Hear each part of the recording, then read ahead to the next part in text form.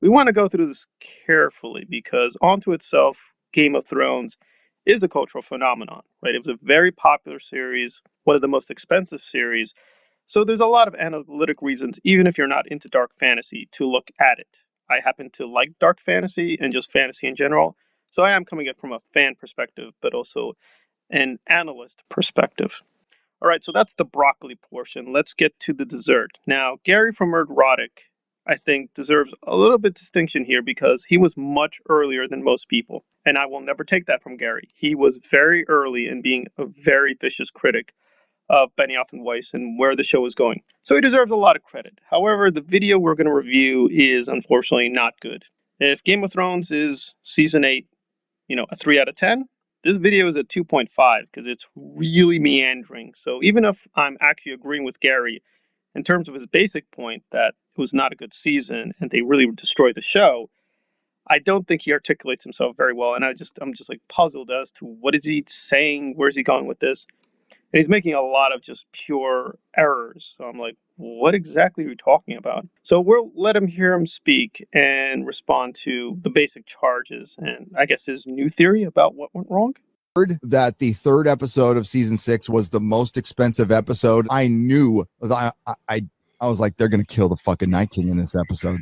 Sorry, I thought that Winterfell was going to get ransacked and they would just run and then they would just head down towards King's Landing. And I thought that the last episode was going to be the White Walkers all outside King's Landing, which was now going to be covered in snow because of the White Walkers' advance. And it was just like Daenerys and Jon Snow and maybe a couple of others that had survived with the dragons. But no.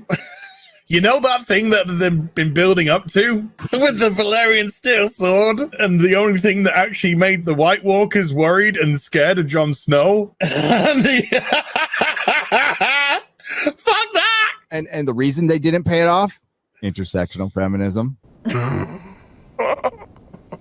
Arya's story, they made her into this Mary Sue and Batman. No, it's supposed to be a fucking sad story. It's supposed to be a story of horror. She watched her fucking dad die, and then fucking mom and her brother died, and it just carved a husk out of her soul. Like, she's nothing anymore. And she just turns into a heartless fucking killer. When I heard that the fucking Night King was gonna die, but I'm like, they better not fucking do it. And they fucking did it. I was in shock. I was like, holy shit. They really just fucked this show. They did it. Fuck The Sopranos. Fuck everything else. This is the worst ending to a fucking show ever. And then fighting the fucking hype for a few months of people going, it was good. It was good. It was good. No, it sucked. You're right. That like was months of that. And now nobody gives a shit. And HBO is making another show, dumping tons of money into a Targaryen show. Okay, let's begin with that factual error he seemed to make, which is he's talking about season 8, but then he references season 6. Now, this video, to be fair, is excerpted from something larger.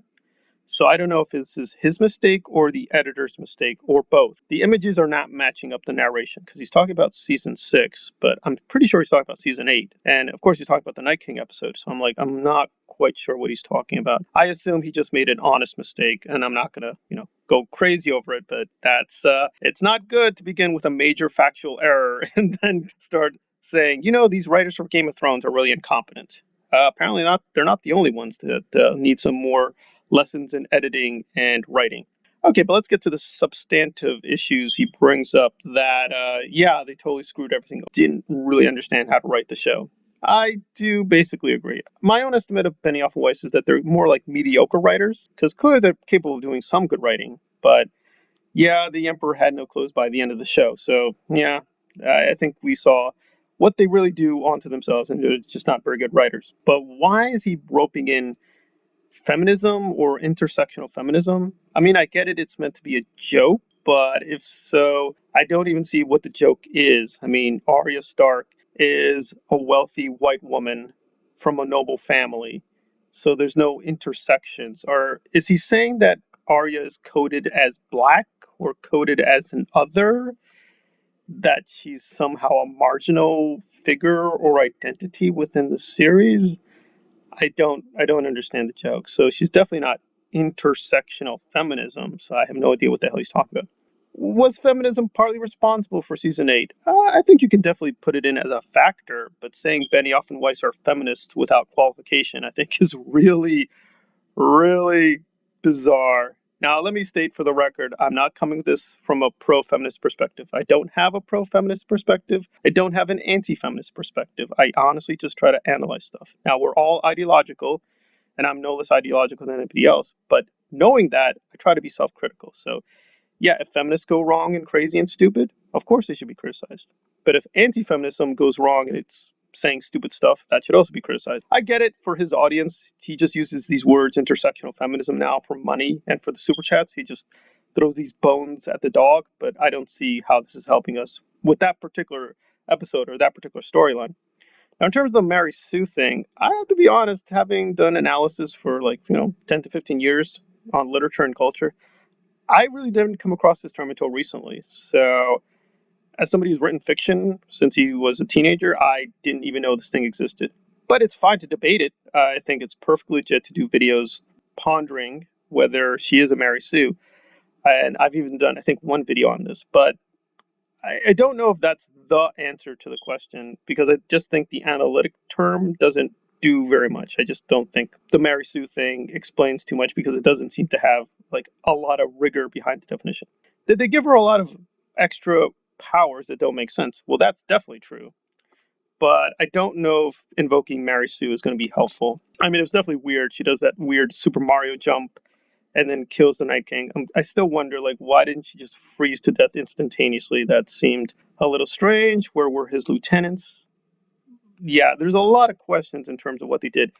But adducing, Mary Sue feminism, I'm like, okay, maybe not. But he doesn't even bother to articulate. It's just obvious. I'm not with him on that one because he's not providing much evidence. So I'm not sure what he's saying. But his basic point here that the logic really failed because the earlier seasons were pretty crazy onto themselves, right?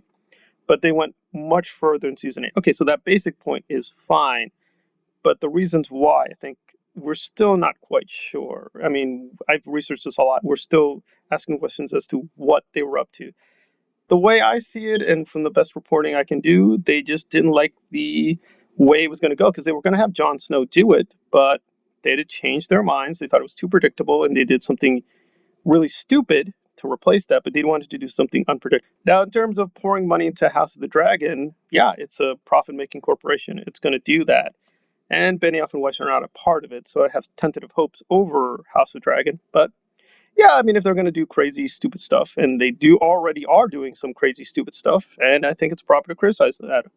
I'm not really behind a lot of the casting. I have a lot of doubts why they did certain things with the casting, the people they chose, or frankly, some of the race gender politics also seem a little suspicious. But the latest casting news gives me hope that they're trying to be balanced, and hopefully they'll do at least some of the books and keep some things faithful to George, but probably not. I'm not stupid. So it's a very mixed record so far with House of the Dragon, but we're going to have to wait and see in terms of the trailer and more news on the scripts and plots. But yeah, I agree in sentiment that season 8 is disastrously stupid and horrific. But is it the worst thing of all time, the worst TV show of all time, the worst TV ending? Listen, I get Gary reads comics. He knows comics. He knows a lot of fantasy books. He's very well into this stuff, but I don't think he's a genuine expert. Because if you're going to really make that claim, this is the worst ending in TV history, I'm sorry to say that's probably not true. If we stack up enough shows, I'm sure we could find even way worse endings. If we had to put it into 100 worst list, I'd probably say I'd be comfortable with Game of Thrones is 20 to 30 worst of all time, which is bad enough. That's terrible. That's horrible. But is it the worst of all time? I doubt it. I don't think it even would crack top 10. But if you want to argue top 10, I think maybe you could argue to top 9, top 10. But I don't know. Number 1? Nah, I have my doubts there. So I get it. I mean, he's feeding his audience. But I think the more balanced approach, we're going to end up in the same place. It's a really bad show, and it really ended terribly. But we want to be more fair-minded in how we're dissecting season 8. All right, this has been a video essay on Nerdrotic's stray thoughts on the demise of Game of Thrones. Thanks for listening.